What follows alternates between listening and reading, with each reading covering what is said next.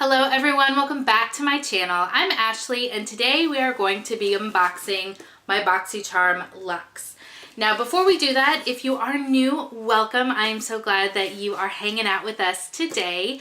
I do predominantly beauty videos, shop my stash, project pans, unboxings, declutters, all kinds of fun stuff. So if that is something that you are into, don't hesitate to subscribe. We love to have you here. I do also want to say that the lighting might go a little bit in and out. It is, of course, storming where I am because it has done nothing but rain for months and months and months. So lighting's going in and out and I apologize for that. Also, I've got strep throat, so we're just coming up aces today. So let's go ahead and take a look at what's in this bad boy here. Now, if you are unfamiliar with BoxyCharm, they are a monthly beauty subscription service. If you do just the regular monthly boxes, those are $21 a month and they typically contain 5 full-size beauty products. Now they do have a newer service, which is what this is. This is the Boxy Luxe, which replaces your regular monthly box every quarter with a bigger, more robust box. And so that is what we're looking at here. It is $49.99 for the months that you receive the larger box, and then still just the $21 a month for anything that is not part of the quarter. I hope that makes sense. So let's go ahead and see what we have in here. Now I am wearing all of it on my face. You can actually get almost a full face out of this box, which is pretty exciting. And I'm going to be inserting clips of me applying the makeup so that you can see what it looks like in the application. But whoa, I got a little aggressive opening that. So the theme this month is La Vie en Rose, which is very springtime appropriate, although again, it's not very spring-like where I am. Hopefully it is far more spring-like where you are. So the first thing that is in this box is right on top. I've already unwrapped it. It is a makeup bag. Now, normally when I see makeup bags, I'm not super enthused because I did Ipsy for years and years, so I'm overflowing with makeup bags. But this one is a little bit different. This is a train case, so it is bigger and deeper. It's got a ton of room inside. It's got the little emblem for BoxyCharm. So this one I'm actually much more excited about because this I can get a lot more use out of than the ones that came in Ipsy. Not that I haven't used those for a bunch of things, but to actually travel with makeup, I think this is a really cool thing that came in there. So I'm actually pretty excited about it. Now it actually retails for $20. Now, the first thing that I applied today with my makeup was this eyeshadow palette right here. This is by Morphe. This is the 15D Day Slayer. So let's go ahead and pull this out so I can show it to you. All right, so this is what it looks like inside. It is full of warm nude brown shades. You definitely have some pops of very orangey shades here, as well as some more of your browns, some golds, and then this really pretty kind of pinky maroony sort of color here. So overall, it applied really, really well. The shades that I put in for the matte, they were all very pigmented, went on very, very nicely. And overall, I did enjoy that aspect.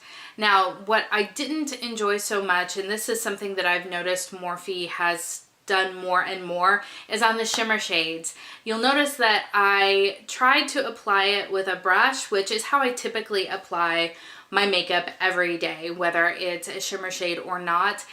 But when the formula gets too, I think when it has too much dimethicone in there, you have to apply it with your fingers. And that is what I found with this palette right here. So that isn't my favorite way to apply. I know that some people really enjoy that, and that's great.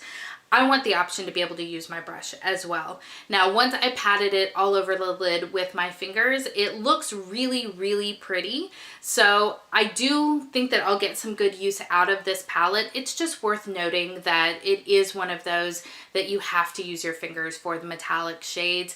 They will not apply with a brush.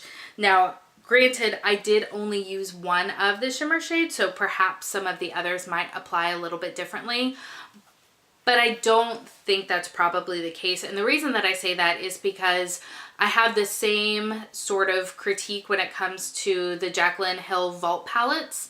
they have the same sort of really just, I don't want to say, how do I word it? They've got that type of formula that you just have to use your fingers. And I know with other Morphe palettes that I own, I can use a brush. So I don't know if it's just a newer formula for them. For instance, my Fall into Frost palette, I can use a brush in. Even my Jaclyn Hill Morphe palette, I can use a brush for many of those shimmer shades. So I don't know what changed, but just be aware of that if you're like me and you like to use a brush to apply your shimmers. So I do want to also go ahead and give you some swatches of everything in this palette. All right, so starting on the top row, we have Natural, we have Spark, we have In the Crease, we have Forever, and we have Bronzed Beauty. All right, and for the second row, starting over here, we have Upbeat, Glow, Editor, Highlight, and Define. Okay, and then finally across the bottom, starting here, we have Desert, we have Epic, Blend, Just Eyes, and Sweet. So overall, I do think this is a really good palette. It is undeniably very warm with those gorgeous oranges and browns. I think that this will get a lot of use in my collection, but if you are over that warm eyeshadow trend, then this may not be your favorite go-to. Again, with all of the shades that I use, I feel like the mattes blended really, really beautifully. There was no issue with pigmentation, no patchiness, and then just that the shadows have to be applied with a finger. But overall, I think this is a good product to be getting. So I am going a little bit out of order by mistake. I was so excited about the eyeshadow palette that I forgot to tell you about the first thing that I applied. And this is by IT Cosmetics. It is Confidence in a Cream. This is a really nice just facial moisturizer. It is a transforming moisturizing super cream. And it is an anti-aging armor, which I need as much armor against aging as I can get. So I did really enjoy the way that this applied. I felt like it was nice and hydrating without being heavy or sticky. It sunk into my skin very, very nicely. It is definitely a thick cream, so just be aware of that. So it looks like this in the container. It doesn't really smell like much. It doesn't smell bad or chemically, but it's definitely not heavily perfumed, which if you are sensitive to that, you will probably appreciate. As long as it's a scent that I like, I don't really care one way or another, although I do have sensitive skin, so my skin typically prefers fragrance-free products. But this I did actually really enjoy, so I am excited to have it in my collection. And I'm sorry for going a little bit out of order on you guys there. As far as some prices, because I'm off there as well, I apologize again. So the IT Cosmetics Confidence in a Cream retails for $48. And then where did we go? I can tell you how much it costs, but I just want to make sure I'm correct. There we go. The Morphe 15 Shade Artistry Palette.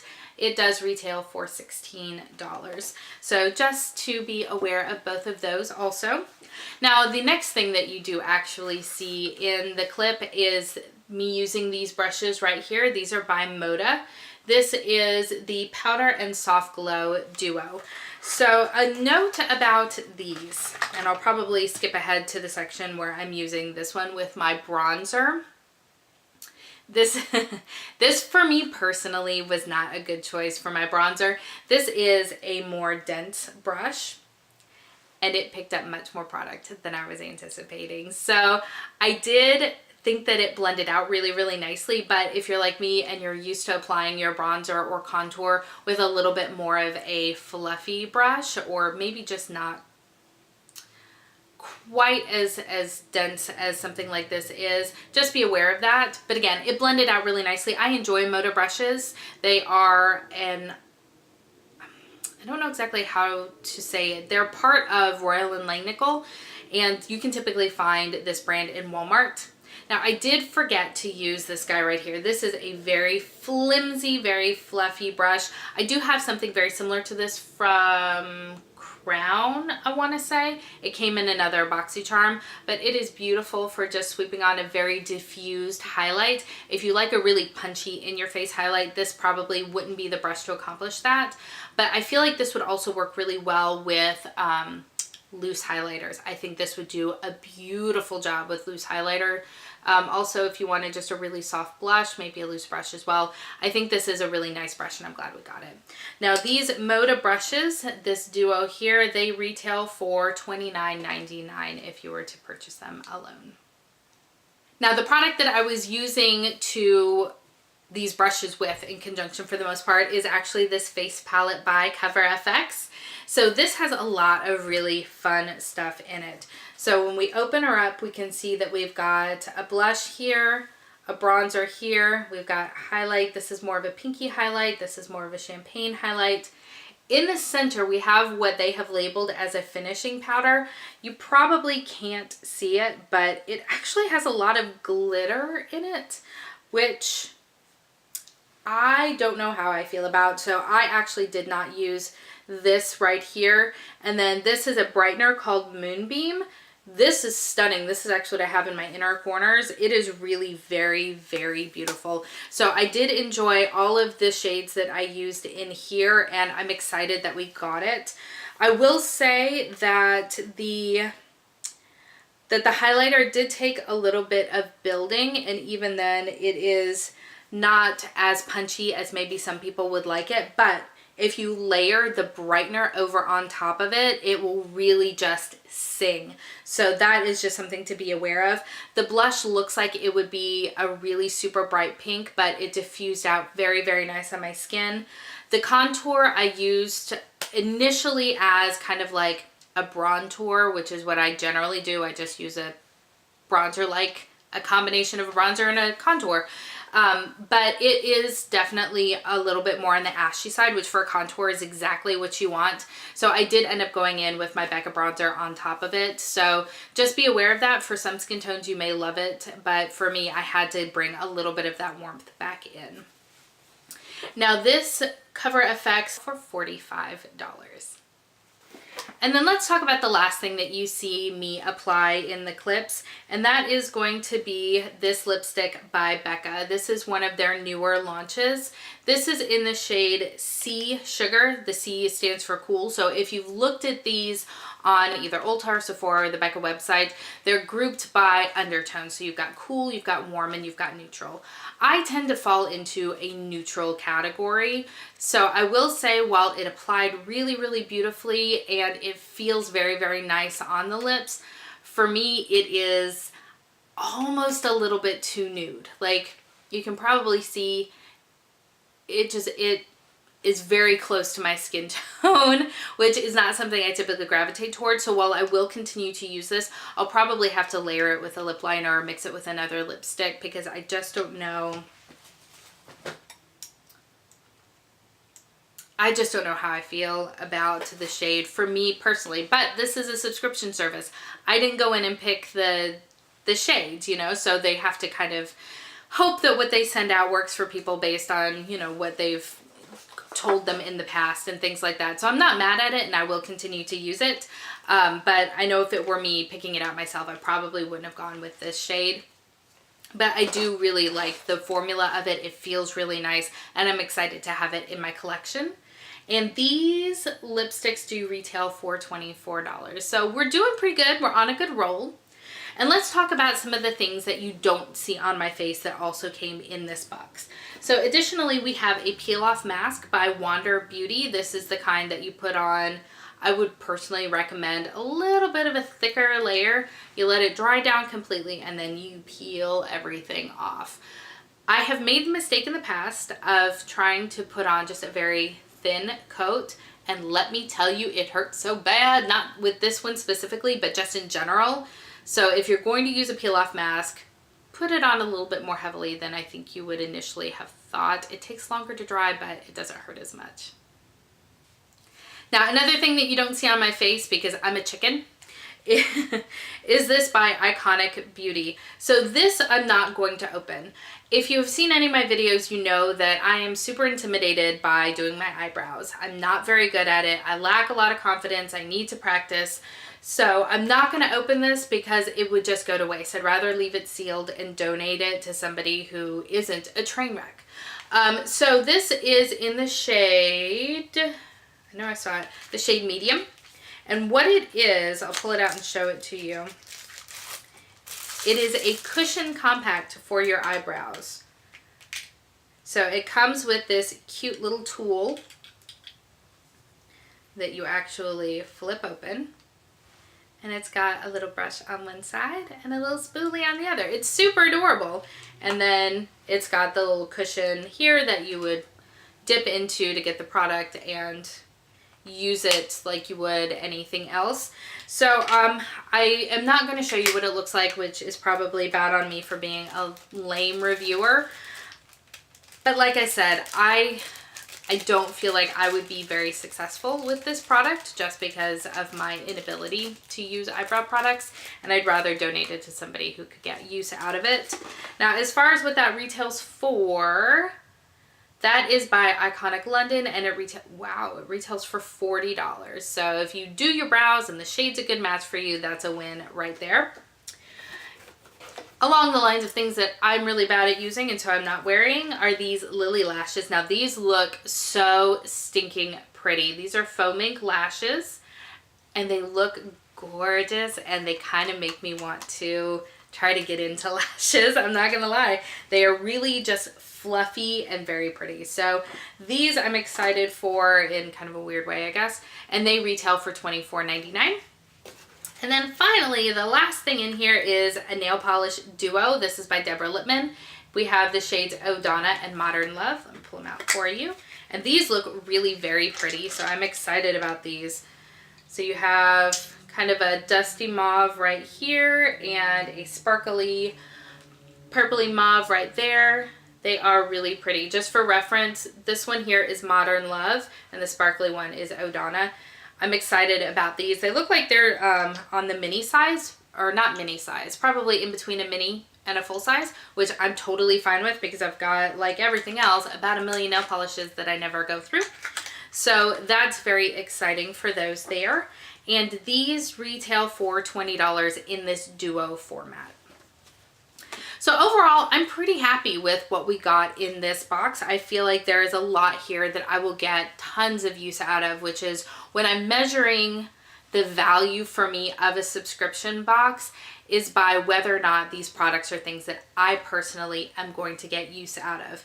You could give me the most expensive, luxurious product, like for instance, this eyebrow kit from Iconic London. And for me, that's not a good value because I'm not going to use it. But there are tons of things in here that I am going to use and that I am really excited about. So let's go ahead and total this bad boy up, shall we? All right, my friends, if you were to go out and purchase, wow, that's some reflection. If you were to go out and purchase every single product at retail, you would spend just shy of $302. So if you would use everything in this box, that is a bang of a price. I mean, that is just really, really value filled.